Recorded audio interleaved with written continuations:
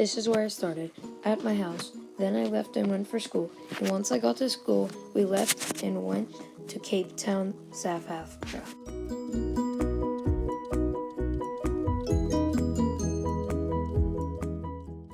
We then went to the Castle of Good Hope, which, as you can see, looks a lot like the Pentagon that we have in America. We then took the amazing aerial cable up to the top of Table Mountain and saw all the beautiful sights from above.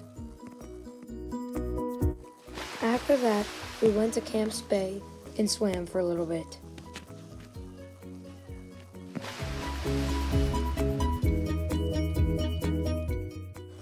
I then left the group to see an attraction of my own, and this attraction happened to be the Botanical Garden. It had many beautiful flowers there and plants.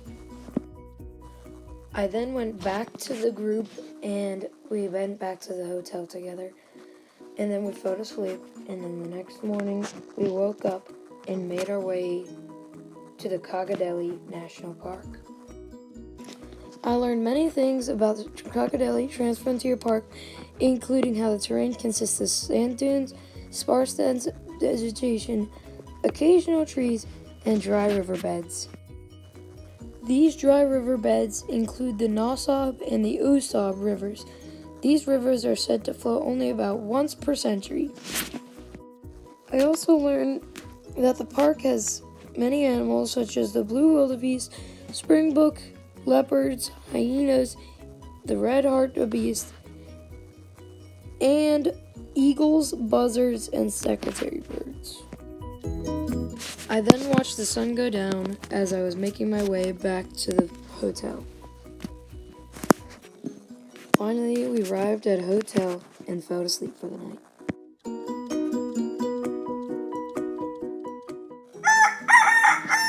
We then woke up and made our way to our next destination, Chobe National Park. We learned about many animals there, including these 6 that I'm about to tell you about. I learned that zebras, all of them have different colored stripes. None of them have the same colored stripes. I then learned about elephants. I learned that they can swim completely submerged except for their trunk that's poking out of their water to keep them breathing.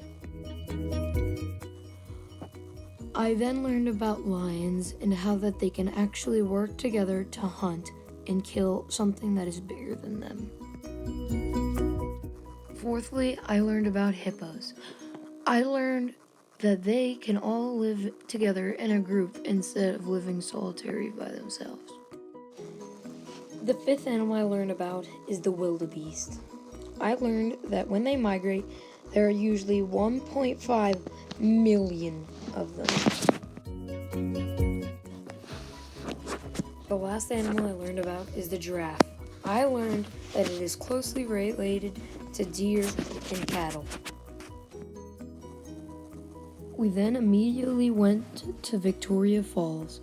I learned that the water from the falls flows straight into the Zambezi River. While I was there, I stood right at the edge of the falls, and I also took pictures from the other side of the gorge. I then headed north through Zambezi River, Malawi, Tanzania, Burundi, and Rwanda. I entered Uganda finally, and I got to the Kibale Forest National Park. While I was here, I saw animals including the great forest hog, Cape bushbucks, and the bush pig. We then went back to the hotel to get some rest. We then woke up and left the hotel and went to Kenya to visit Nairobi. We saw some people that were very wealthy and some people that were in great poverty. I learned why these people were rich and why they were poor. They are usually rich or poor because usually the salary in Nairobi is either below 24,000 K or above 120,000 K. After I was done in Nairobi, I did something pretty foolish. I left and went to Mogadishu, Somalia. The first place I went to inside of Somalia was Jazero Palace Hotel. The second place I went to was the Mall Hotel, Hargeisa. These two places are dangerous because many hotels are being targeted by terrorists. Not wanting to push my luck, I left Somalia and went to Timbuktu and saw many different types of architectures. Here are a few different types of architectures that I saw.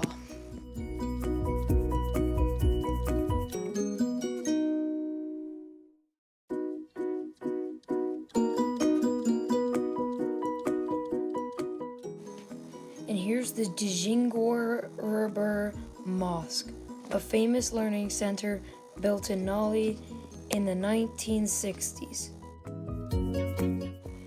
This mosque is made entirely of earth and organic materials such as fiber, straw, and wood. Well, that about wraps it up for my trip. After that, I went back home and got home safely.